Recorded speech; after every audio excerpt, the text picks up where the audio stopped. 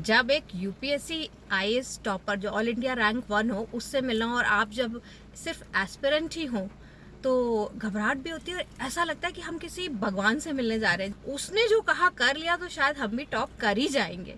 तो आज से कई साल, 30 साल पहले लगभग, मुझे वो मौका मिला था कि मैं ऑल इंडिया रैंक 1 से बात करूं, क्योंकि मेरे पापा चाहते थे उससे बात करके कुछ सीखो। तो आज मैं आपको उसी जर्नी पर ले जा रही हूँ। चलो डालते हैं गाड़ी को गियर में और आगे बढ़ते हैं। तो चलो चलते हैं। और मैं बता दूं, इस समय ना बारिश हो रही है। और उस दिन भी जब मैं मिलने गई थी तो बारिश हो रही थी, क्योंकि प्रीलिम्स का रिजल्ट आ चुका था, मेरा सिलेक्शन हुआ था। उसके बाद मेंस की तैयारी से पहले कहा गया था कि चलो उनसे मिलकर आओ। तो चलो, आज भी वैसा ही दिन है।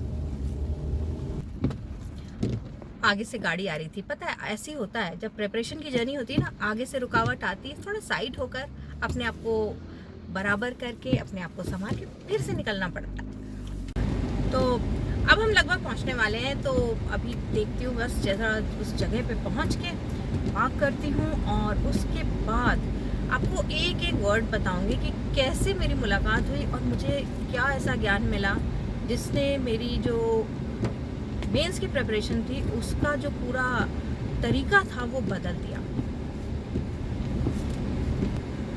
तो हम पहुंच गए हैं उस जगह पर जिस घर में मेरी मुलाकात हुई थी। अब उस घर के अंदर तो मैं नहीं जा सकती, वहाँ कोई और रहता है, लेकिन फिर भी उस जगह का फील तो आता है वहाँ पहुँचकर। तो 2 मिनट के अंदर अंदर मैं आपको डिटेल्स देती हूँ कि उस समय के AIR रैंक 1 मेरे से 1 साल पहले के उनसे मुलाकात ने मेरी ज़िंदगी कैसे बदली। यहीं पर अंदर मेरी मुलाकात हुई, लेकिन जैसा कि मैं सोच कर गई थी कि कोई टॉपर है तो पता नहीं उसके सीख होंगे शायद, लेकिन वे एकदम नॉर्मल से थे। और उनसे बैठकर जब बात होनी शुरू हुई तो मेरा एक ही कंसर्न था, मेरा प्रीलिम्स में हुआ है, बस किसी तरह मेरा मेंस में हो जाए, तो मैं क्या करूं। तो उन्होंने मुझे बताना शुरू किया। अब मेरे को क्या था कि भाई शायद आज एक ऐसा मैजिक मंत्र मिलने वाला है जिससे कि हमारी भी रैंक 1 नंबर आ जाएगी। तो उन्होंने बताना शुरू किया। उनकी क्लैरिटी ऑफ माइंड मुझे अभी तक याद है। सबसे पहले उन्होंने मुझे पूछा कि तुम्हारी स्टडी डेस्क कैसी है। तो मैंने कहा मेरी स्टडी डेस्क में बहुत सारी किताबें हैं और मैं बहुत सारा पढ़ना चाहती हूँ, मुझे बहुत सारा मटेरियल है मेरे पास जो मैं पढ़ना चाहती हूँ। तो उन्होंने कहा सबसे पहली बात तो अपनी स्टडी डेस्क को ठीक करो, उसमें उतना मटेरियल रखो जो तुम्हें नजर आता है। अगर किताब के पीछे किताब चढ़ी हुई है, ऐसे पहाड़ बना हुआ है किताबों का, नीचे की किताबों का ढेर बन गया है, आप वहां तक पहुंच ही नहीं पाते, आपको दिखाई नहीं देती हैं, तो उन किताबों को कम करो और हटाओ। जो आउट ऑफ साइट हो जाता है वो आउट ऑफ माइंड हो जाता है, उतना ही रखो जो दिखाई देता है ताकि आप उसको पढ़ो। पहली चीज तो ये है। तो clarity of mind begins from clarity of your work space.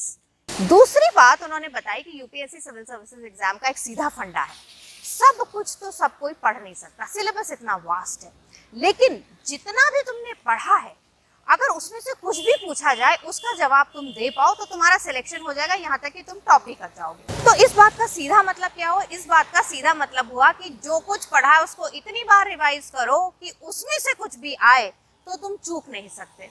तो उन्होंने मुझे एक तरीके का मंत्र दिया कि रिवीजन इतनी बार होना चाहिए, इतनी बार होना चाहिए कि रात को 3 बजे भी कोई तुम्हें हिला के उठाए और बोले उसमें से जो तुम पढ़ चुके हो तो तुम फटाफट जवाब दे पाओ। इतनी बार रिवीजन करना है, इतनी बार राइटिंग एग्जाम की प्रैक्टिस। तीसरी चीज उन्होंने बताई कि आपको लिखकर मेंस एग्जाम की प्रैक्टिस करनी है ताकि वहां पे आपको शब्दों का अंदाजा लगाना कि हम वर्ड लिमिट में हैं इसका जरूरत ना पड़े। आपको फटाक पता रहे कि मेरे 100 शब्द पूरे हो गए, 250 पूरे हो गए, 1000 पूरे हो गए, जो भी लिमिट है। You know what he said and I still remember what he said कि जो पढ़ा है सिर्फ वो भूलने का चांस होता है और हम भूलेंगे, लेकिन जो पढ़ा भी है और लिखा भी है वो हम नहीं भूलेंगे। और जो पढ़ा भी है और लिखा भी है और लिखकर प्रैक्टिस भी किया है उसको हमें कोई भुला ही नहीं सकता। और चौथी बात उन्होंने जो कही, जो मेरे लिए बहुत ज़्यादा एक तरीके से मैंने उसको गांठ बांध लिया। उन्होंने कहा जब भी कोई काम करो, जब भी तुम किसी भी एग्ज़ाम की तैयारी करो, यूपीएससी आईएएस है या कोई भी और एग्ज़ाम है या कुछ भी है लाइफ में, तो टॉप करने के लिए तैयारी करो, क्वालिफाई करने के लिए क्यों तैयारी करते हो। उन्होंने कहा कि मैं कभी क्वालिफाई करने के लिए किसी चीज़ में तैयारी नहीं करता। भाई जो पॉलिटिक्स में घुसता है वो पीएम बनने के लिए घुसता है, जो किसी कंपनी में घुसता है वो सीईओ बनने के लिए घुसता है, तो तुम टॉप करने के लिए घुसो ना एग्जाम में। तो ये सारी बातें उन्होंने मुझे बताई और उसके बाद मुझे एक चीज़ कही कि ये मत सोचो कौन क्या कर रहा है, ये भी मत सोचो कि कौन तुमसे आगे है और कौन तुमसे पीछे है। सिर्फ ये सोचो कि मैं हर दिन टॉप करने लायक तैयारी कर रही हूँ या नहीं। सिलेक्शन कहीं जाएगा ही नहीं, 100% तुम्हारा सिलेक्शन। अच्छा, अब मिल लिए, मुलाकात वहीं पर खत्म हो गई। बहुत अच्छा लगा मिलके। अपने सर्विस करियर में भी मैं उनसे कई बार फिर मिली, लेकिन जो पहली मुलाकात थी वो खास थी। तो अब हम यहाँ से निकलेंगे और जैसे मैं उस दिन निकली थी अपने घर जाने को, और रास्ते में कुछ और मज़ेदार बातें बताऊंगी।